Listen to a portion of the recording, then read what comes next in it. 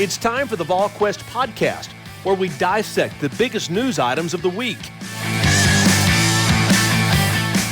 Good Tuesday, everybody, and welcome into the Volquest podcast. I'm Eric Kane with Brent Hubbs, Austin Price, and Rob Lewis. Tennessee set to take on LSU this weekend down in the Bayou, a noon Eastern kick, 11 a.m. local time. Really excited about that. But a big game for Tennessee, 4-0, and looking to stay undefeated heading into a 3:30 CBS kick against Alabama the following week. $1 for 1 year. Go ahead and jump on into it if you haven't already, and always support the Volquest on YouTube as well by searching Volquest. Brent Hubbs, a big week for Tennessee, a chance to get healthy over the bye week. There were some injury updates from Josh Heupel on Monday, and as Tennessee continues to roll on into conference play, second game of the SEC slate coming up this weekend.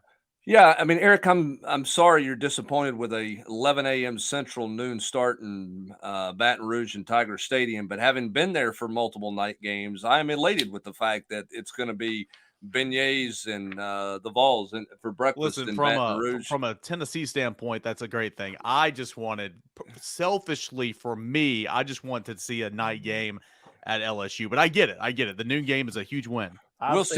We'll send you down there for the Southern game next year when they get together and play in that festivity. I'm with AP. I've seen it. I've lived it. I don't have any desire to see it again. Rob Lewis, I guess you've seen it and lived it as well. Not a lot of desire to go back and see it again. So for the Volunteers, it's a great thing. On the injury front, no surprise on Warren Burrell. Knew he was going to miss for an extended period of time and likely the year after the shoulder surgery that he had. Josh Heupel announcing that, obviously, on Monday. I think the interesting thing is with Cedric Tillman, what does running around, what do you call it, Austin? Running around a little bit, moving around a little bit. I don't know what moving around a little bit means. The biggest question is, Hubbs, is he in a regular shoe? Because last week he was in a boot on a scooter. Yeah, I mean, my guess is he's probably advancing towards that. It's just I don't. To me, it seems a little bit, I don't want to say far-fetched, but a little bit extreme to think that 2 weeks removed from tightrope surgery on his ankle that he could be ready to play and be effective as a player on Saturday morning. I guess stranger things have happened. I think that the more ideal, more realistic timeline is probably Alabama for Cedric Tillman to be back. But we'll see where that looks like at the end of the week. I think Dylan Sampson should be good to go. And the biggest news is what does the D. Williams news mean, right? Austin, I mean, what does that mean for Tennessee's secondary? How much can he play? How effective could he be? I think that's the biggest injury update coming out of Josh Heupel on Monday. Yeah, I mean, the biggest question is what would he give you?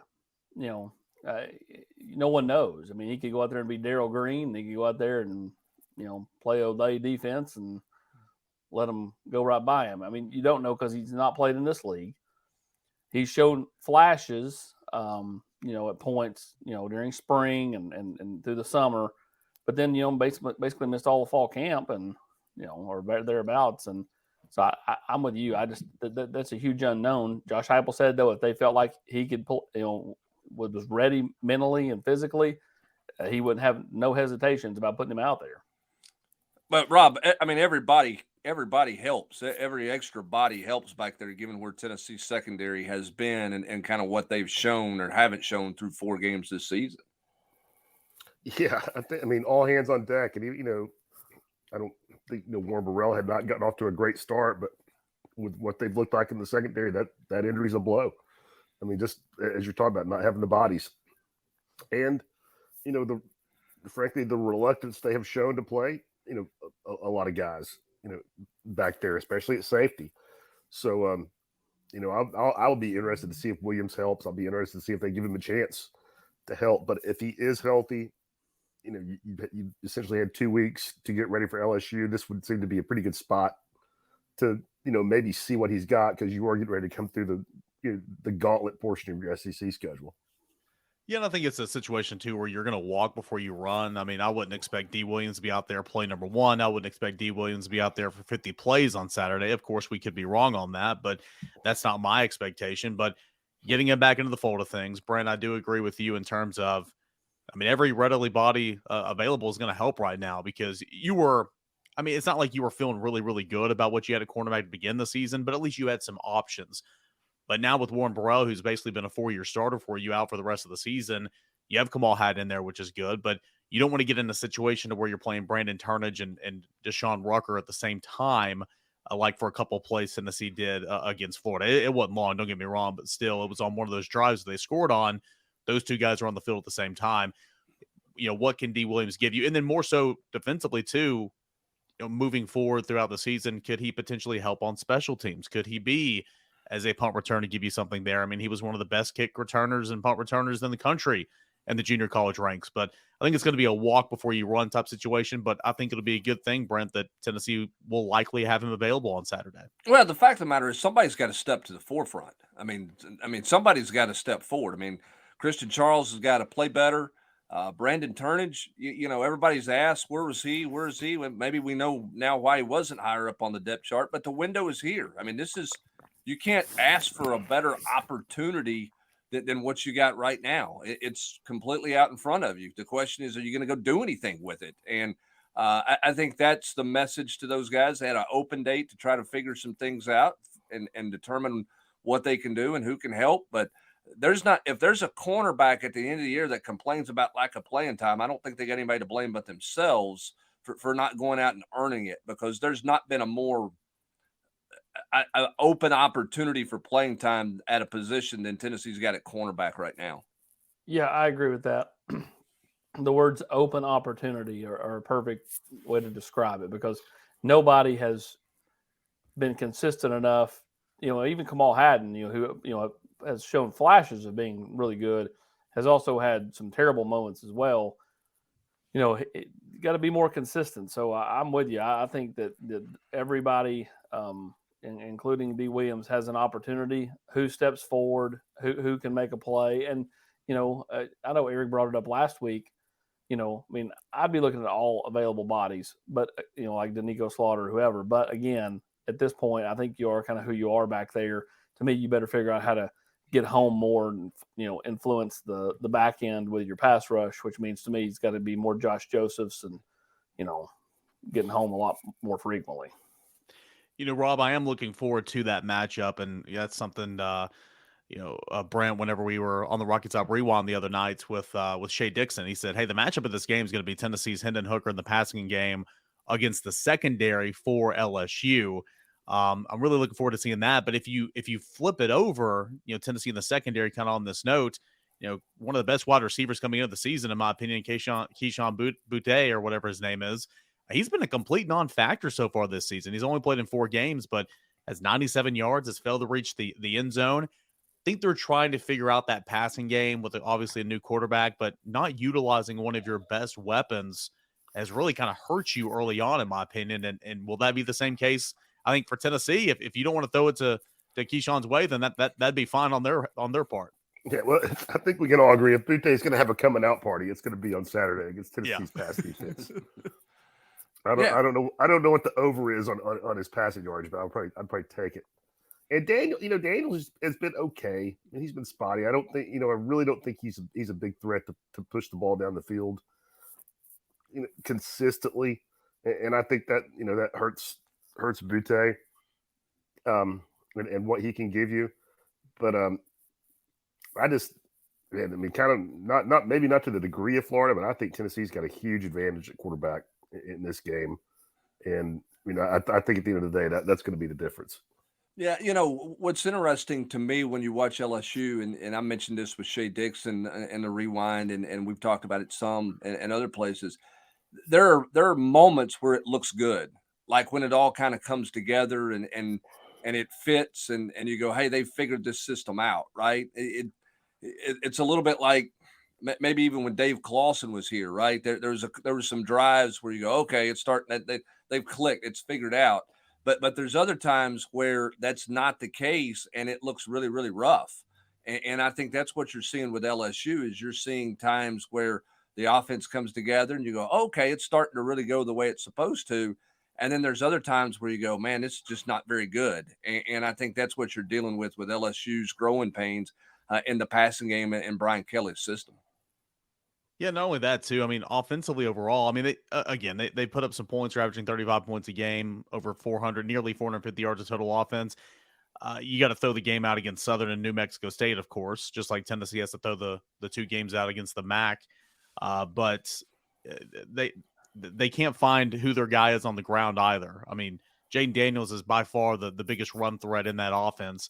He has 321 rushing yards. I think he has nearly 400 yards all told if you take out the sacks. But he is by and large their best runner. They've looked at Josh Williams. They've looked at John Emery Jr., who's been a veteran there that missed all last year with an academic probation. They've looked at Amani Goodman, at Noah Kane. All those guys have about 30 attempts on the season, but they haven't really solidified their guy at the running back position, and they're just kind of relying on Jaden Daniels to run the football. I think that's why he didn't come back in and finish that game on Saturday because, Rob, I don't think he could go and give them that threat. It's a dual threat to try to beat Auburn. I mean, you kind of touch. He's got 60 rushing attempts on the year, and the next closest guy has 34. Yeah, that's pretty dramatic for a quarterback in the SEC. And frankly, I don't know if he'll have to pay the piper this week, but I don't think that's sustainable in this league for a whole season. So something we've always been talking about going back to the Pittsburgh game when Tennessee just all out got after Keaton Slovis and then weren't as aggressive against Anthony Richardson. Brent, what do you think Tennessee is going to be dialing up defensively to combat a guy like Jaden Daniels, who will likely be okay to play? He banged his knee there on Saturday, and Shea Dixon believes that he'll be likely be good to go. We'll keep tabs on that this week. But what do you think Tennessee's going to do pressure-wise to try to get after Daniels? I mean, Austin, I think it's time to UBU, right? I mean, what's the best thing you do? The best thing you do is you attack and you play aggressive in your front seven. Look, the first and second down game plan against Florida worked really well. And then on third down, they couldn't get off the field because they struggle so much in zone coverage. So they've either fixed a 2-year woe of zone coverage because they weren't very good in third and long situations a year ago. They were awful. Or they haven't. And if you haven't, then I think, Austin, you turn it loose. And look, you may give up a scramble here and there, but you also may get home. I just don't know that, rushing 3, dropping 8, or rushing 4, dropping 7 into zone is the best way for Tim Banks for this group of guys to play defense for Tim Banks based on what we've seen. It's not. They need to bring pressure, and as you said, if they beat you a time or two, it's going to be okay. You just hope that it's a 24-yard, beat you, and not a 74-yard beat you. But I think Tennessee's got to get home because ultimately, I think that even if he's running around and he looks to throw, probably going to be way more inaccurate on the run for his life than sitting back there, throwing to a target that's got 6 yards of cushion. Built around him. Yeah, he's so not like that. I'm with you. I bring the pressure. Run. Yeah, I mean, Rob, it's one thing if you to play zone if you can make a guy have to make skilled throws, which is what they wanted out of Anthony Richardson. But he didn't have to make a lot of skilled throws because the gaps were so big there. I mean, that plays into a hand of a quarterback who's got some accuracy issues because he just got to kind of put it in a window. It doesn't have to be a real tight throw because you're not throwing over the top of a linebacker underneath the safety. You're throwing into a great void between the linebacker and the safety. There's a difference in how you have to throw the football there if Tennessee could tighten it up. I just don't know if you can get that fixed this week. Yeah, I don't know either. I mean, I thought they would be better in pass coverage, and there's still time. They played 4 games, but they were the worst team in the SEC last year in terms of yardage given up. They're right back there this year. They're the only team in the league giving up over 300 yards a game. And what scares you about that is it's not like they've been facing Dan Marino and John Elway and Joe Montana. I mean, they played one half of football against Caden Slovis. Then they made Anthony Richardson look like the second coming of Aaron Rodgers in his prime with 450 yards. And Ball State and move the ball a little in the air. I mean, they're giving up 309 yards a game to the air, and right at 7 yards of completion, which is pretty healthy. I mean, 7 yards in attempt. Excuse me, big difference. Yeah. When you flip the script though, and you look at Tennessee's offense, and Rob, you mentioned earlier that, and I mean, I would agree with you, and this is for just about every game Tennessee will play in. I mean, the difference is a quarterback. Tennessee's got one to Hendon Hooker, and he's He's really, really good. Going up against a secondary that is a whole lot of new faces, but they've all played a ton. Bunch of transfers. Yeah, you got 2 transfers from Arkansas, Joe Fauci and Greg Brooks, both starters from Arkansas. You bring in a couple of cornerbacks and Severn Banks, who actually got hurt the other night, but 15 starts at Ohio State. Mekhi Gardner, 19 starts at Louisiana. Jarek Bernard Converse, 47 straight starts entering the season at Oklahoma State. No Derek Stingley Jr., of course, but a lot of veterans, Austin, in that back end that have played a whole lot of football. I think are just still trying to figure out how to play together. But overall, that defense has looked pretty good. Yeah, it's patchwork, as Rob said. A lot of transfers. You've seen that with USC. So that helps you with some vets that have played football, maybe not, in this league or in this type of atmosphere, but they played football at this level. And so, yeah, I mean, I'm with you. I think the secondary is still talented, but it's not what it has been. LSU's defense isn't what it has been. Again, told Hubs this when we we're leaving the complex yesterday. LSU's defense shows incredible flashes. A lot of it is B.J. Ojulari, who's a freak coming off the edge. But they also aren't what they were. Kind of like Florida. I think those two defenses are very similar. Like, they're not what they have been the last 15 years, but they still have talent. They still can totally wreck your season if you let them. But the depth isn't there at LSU or at Florida like it has been. So I don't think that it's the same. So, I think for this secondary, Tennessee will scheme it up. Golish and Hype will come up with a game plan. Interestingly enough, Auburn threw for 330 yards with a backup quarterback, whereas Mississippi State in the old air raid, they struggled. Will Rogers struggled against this secondary. Now, Mississippi State offensively and Tennessee offensively are not the same thing at all. So, I still think that this tempo, if Tennessee can get it going early, will have a huge effect on LSU. Yeah, if LSU's not played tempo, I think that's an interesting storyline when you talk about this week. Florida State had 71 snaps against them. Southern had 59. Mississippi State had 64. New Mexico only had 33 offensive snaps. Auburn had 70. Tennessee wants to get to the 80s if they can. They had 86 against Ball State, 77 against Pitt. Only 70 the last 2 games. Of course, part of that in the fourth quarter, Tennessee slowed the tempo down a good bit. They slowed the tempo down against Akron. But Tennessee wants to play up in the 80s. And can they get it there? And how does LSU react to that? The other thing, too, for me, Rob, this is by far the best quarterback LSU has played in Hendon Hooker. And this is the first offense that they played that truly consistently tries to stretch the field. Florida State hit a deep ball against them, but they don't – I mean, that's not Florida State's game, right? I mean, they're not consistently throwing 30-yard, 40-yard passes. So certainly you throw out Southern and New Mexico. Mississippi State's a control passing game underneath. So they haven't had anybody really try to take the top off of this defense and stress the secondary that way. We'll see if Tennessee can do it. Yeah, and this is my Hubbard stat of the week. Here we go. I had this one dialed up just on that very topic you were talking about. Mississippi State, the controlled passing attack versus Tennessee pushed it. Tennessee and Mississippi State are the only 2 SEC teams that are completing more than 70% of their throws. Actually, both right at 73%. But Tennessee averages 11.2 yards per attempt, and Mississippi State averages 7.2 yards per attempt. That's 4 yards per attempt difference. Is a huge difference for 2 squads. I mean, it really paints the picture of what you're talking about, just exactly of how different those 2 approaches are. 4 more yards per attempt.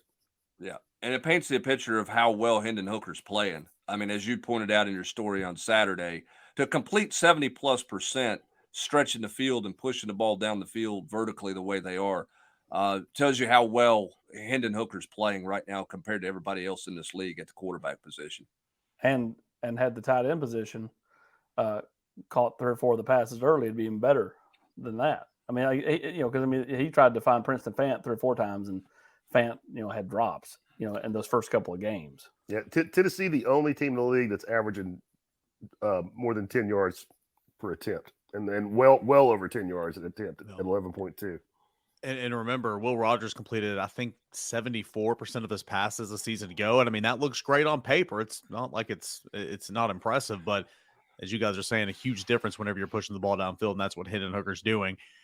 Just like what Josh Heupel said on Monday, for Tennessee to be as good as it can be and for Tennessee to accomplish what it wants to, they got to run the football. Nice running by Jabari Small in the second half against Florida. Got 40 of that off one run, but Tennessee's going to have to be physical. Tennessee's going to have to run the football outside of just Hendon Hooker.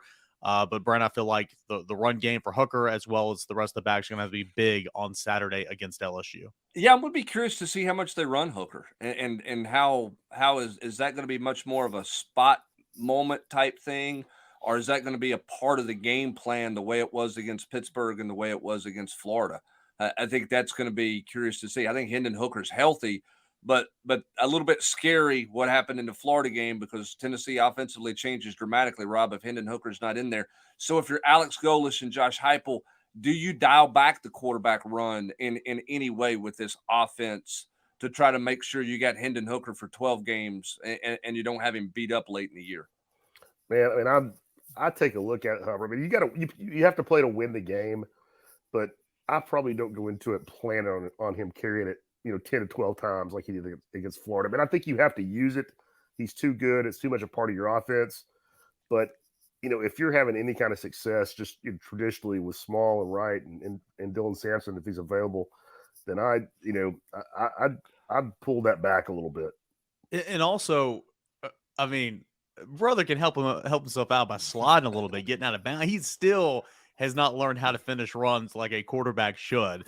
Because I agree with you, Rob. I mean, if you're getting stuff on the ground, then stay with the tailbacks. But I mean, it's such a big and vital part of your offense, and it's where you get chunk plays to where, I mean, it's going to be in there, in my opinion. But man, slide, get out of bounds, stop taking all those hits because they are ugly the way they finish. I mean, the one that I felt like gave him the problems at Florida. I mean, if I'm right, I mean, he's never confirmed it was that play. I mean, I think that was an avoidable hit. I mean, I think he could have gotten down.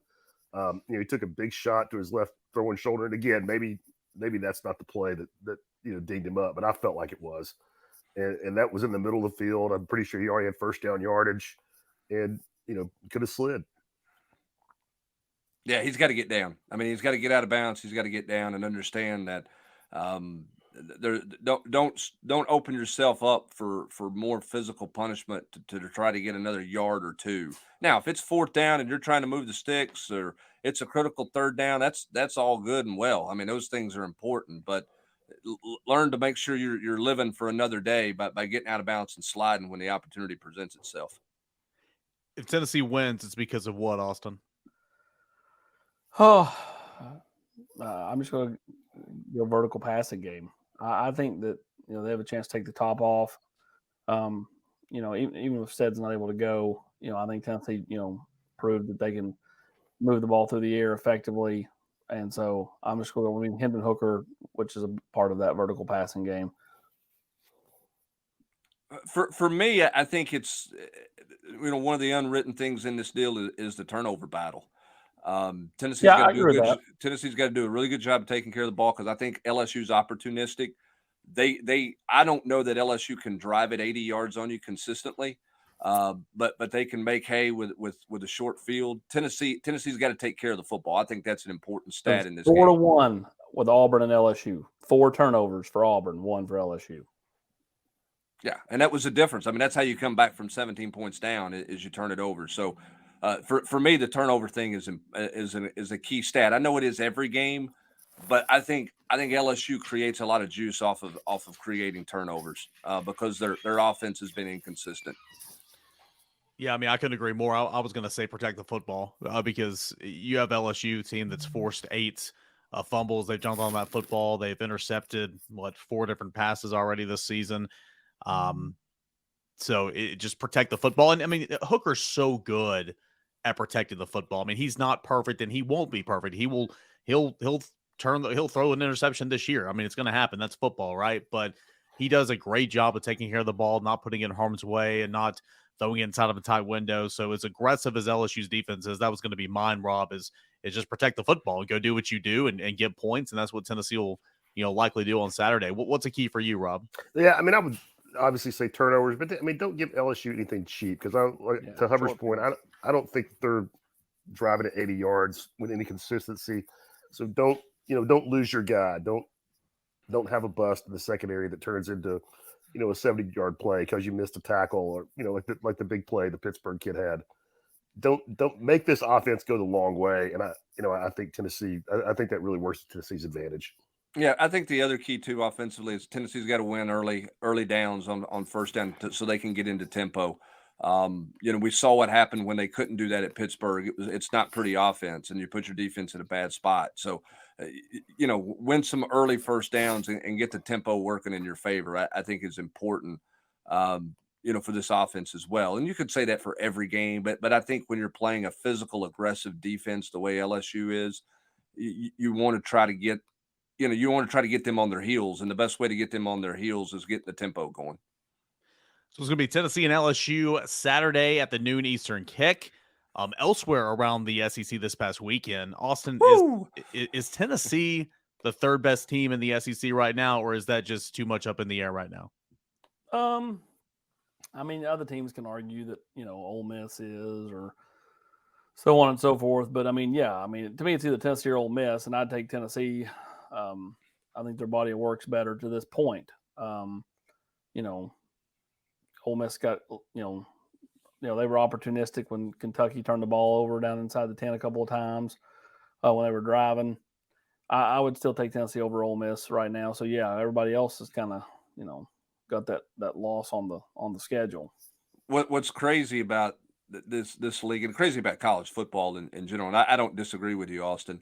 If Will Levis waits a half a second so Barry and Brown can set his back foot, Kentucky's unbeaten, ranked ahead of Tennessee, and they're touting themselves as based on what Georgia did against Missouri. They're clamoring that this is their year to win the East. That's how crazy this game is, and that's how close things can be, and that's why you just can't make mistakes. I hate to sound like a Butch Jones line here, Rob, but 3 or 4 plays make the difference, and that was certainly the case in that Kentucky game, and I think you're going to see that as teams in this league beat each other up throughout the last 2 months of this season. Well, Rob, I think what we see every week is that the coach adage that, we just got to be the best version of ourselves this week. It really proves to be true in modern day college football because, Georgia was as big a candidate as anybody of just roll the balls out and you're going to go win. Right. And there they were down 10 starting the fourth quarter at Missouri. Nobody had that. So, Tennessee could, run Tennessee could, be 4-0, 3-1 or 2-2 this month. Potentially even 1-3, they're not going to be 0-4 because they're not going to lose to UT Martin. But there are no givens, and that same thing goes for let's play devil's advocate. Let's say Tennessee beats LSU, loses to Bama, beats Kentucky. That means they're going to Athens playing for the East, right? Well, just because even if you went down and won, there's no guarantee that you're going to get past South Carolina on the road. You should 2016. You should, but it's college football. More parity across the board every year, and so every game is a different game, and so Tennessee should win this Saturday, but LSU is plenty capable of upsetting a top 10 Tennessee team, and they'll relish that chance. I think the Vols are the third best team in the league, but I also think it's an argument. I think they can lose to Ole Miss, they can lose to Kentucky, they can lose this weekend at LSU. I don't think there's a huge gap, and man, you almost have to wonder if the gap that we all thought was there between Georgia and Alabama and the rest of the league actually exists. Both those teams have early, and maybe Georgia's just bored. I could totally get that. But that's 2 weekends in a row where they have not come out and been the best version of themselves. I think Georgia's got to find some explosiveness on offense. They're a little bit – I know Brock Bowers is a really good player. Washington's a good player. They got 2 good tight ends, but neither one of those tight ends are going, probably 70, 80 yards on a deep ball. They got to get a little more explosive. I don't want to call them pedestrian, but they have to drive the ball a little bit more than what I think you would like if you're Georgia. Meanwhile, I think Alabama's young receivers are starting to figure it out. And Gary Danielson might not want to acknowledge it, but I think Bryce Young's probably going to come back and play some football this year. Despite what he said on the broadcast for 19 times about that injury being the most significant injury in college football. So I think Alabama's explosiveness on offense, which looked early in the season like it wasn't, Rob, where it has been, is starting to show up because the receivers are starting to get better. And the Gibbs kid is obviously a good player. To me, Alabama looks like they're figuring it out. Georgia, I don't know. They've got to get some more parts back at the receiver spot to become an explosive football team, because I don't know that Georgia wants to be in a track meet with anybody right now offensively. No, I agree with you. And I still think those two are the best in the league, talent-wise especially. But I don't know that the gap is what I thought it was a month ago. Now, I mean, a big question that's been asked over this past weekend, but seeing Georgia just not come out of the gates and just kind of look pedestrian and not good at points in time the last 2 weeks. Of course, Alabama had that scare from Texas earlier in the season. A question I've been asked a lot over the weekend and in the first part of the week is, does that change your opinion about Tennessee and these teams? My response is always like, I think Tennessee's capable of beating anybody. Of course, with this offense, you can absolutely never count them out. Right now, I'm not saying Tennessee will beat Alabama or Georgia, but I mean, I think the opinion does change just a little bit, even though I still think Georgia is going to be just fine.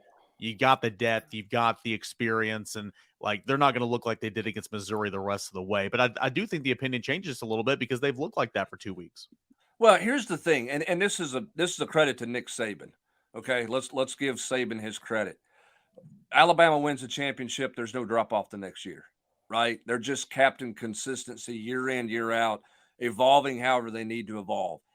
It's hard to have that edge in any given year for 13 games or 15 games or whatever it is. It's really harder to have that edge when you're coming off a championship. I mean, just look at Tennessee's schedule in 99 coming off, and the game's different, but here's 99. Tennessee beats Wyoming 42-17. They lose to Florida. The next week they beat Memphis 17-16 thanks to Bobby Graham, baby. Bobby Graham's catch in the all orange uniforms. They beat Auburn 24-0. They beat Alabama 21-7. I'm not saying they were bad, but they were not what everybody thought they were going to be with all the talent they had coming back. It's hard to do, which again is a credit to Nick Saban and his ability to do it. It's why he's in a place nobody else has. Kirby Smart's trying to figure out, how do I get my team ready to play every week? A team that's got enough talent to think, hey, we're in the playoffs. We just need to be playing our best in December. We need to worry about December, when you better worry about what's going on right now. It's not easy to do. And I think Georgia's learning a little bit of that lesson right now. Yeah, no doubt. And so, I mean, obviously those games are going to loom large for Tennessee. Like we mentioned earlier, the 3:30 kick for Tennessee coming back against Alabama. It's going to be a treacherous month of October. But again, Austin, something I heard I think it was on Josh and Swain last week. This gauntlet, if you want to call it that, it's not what it has been in years past. It's very, the next couple of weeks is very doable for Tennessee compared to what it's been in recent years. You're talking about 2016 when Tennessee played Florida, Georgia, beat both those teams, and then had to go to a top 10 A&M team and then back home for Alabama in a 4-week span.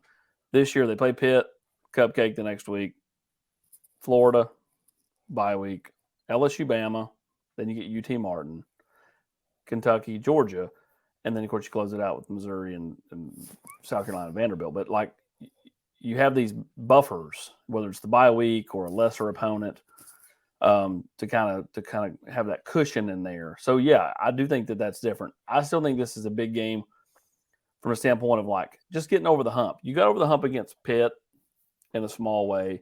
You got over the hump against Florida in a big way just because of the nature of that rivalry. But go beat LSU. That's another upper echelon SEC program. Maybe they're not what they were the last few years, but they're not void of talent. Winning on the road in this league is hard. Look at Georgia and Missouri last week, how close that was. We just talked about it. So you go and win at Tiger Stadium against LSU. To me, this whole thing is a climb the ladder type deal, right? You've climbed the first few rungs. I don't count the Ball State and Akron games, but you've climbed the first few rungs. Can you climb the next rung? And if you could only see me as we tape this, as I'm so driven with my hands as I climb. Well, you're real quick. You're saying climb the know, ladder, and I mean, yeah. people listening are saying just lay that one brick, and then that one brick, and that one brick, right? I thought Austin was doing his Richard Simmons sweating to the oldies routine there. I'm not sure what he was doing. So again, like for any of us that have sat here and watched this program for the last 20 years, like these are the games that Tennessee's struggled to get over the hump in. So, like, to me, this is just another hill you have to get across. And they obviously have some things that have went Tennessee's way in terms of game time and all that stuff, but you still got to go get it done and go do it. Yeah, can they take advantage of it? I mean, that's the bottom line. And we're seeing, Tennessee's put themselves in a position where you want to be. Arkansas's not been able to do that. Texas A&M's not been able to do that. That's why we're having conversations about Tennessee being the third best team in the league. No doubt. It's a big one coming up on Saturday. Tennessee and LSU. Can the Vols get to 5-0? We will find out, and we'll continue to preview that matchup as the week goes on. $1 for 1 year, Volquest.com. Take advantage and also support the site on YouTube as well by searching Volquest. For Austin Price, Rob Lewis, Brent Hubbs, I am Eric Kane. Thank you so much for listening to the Volquest podcast, and enjoy the rest of your Tuesday, everybody.